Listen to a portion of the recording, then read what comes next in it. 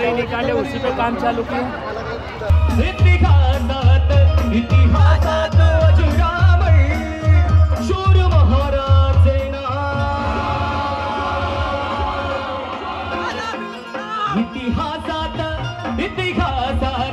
इतिहासात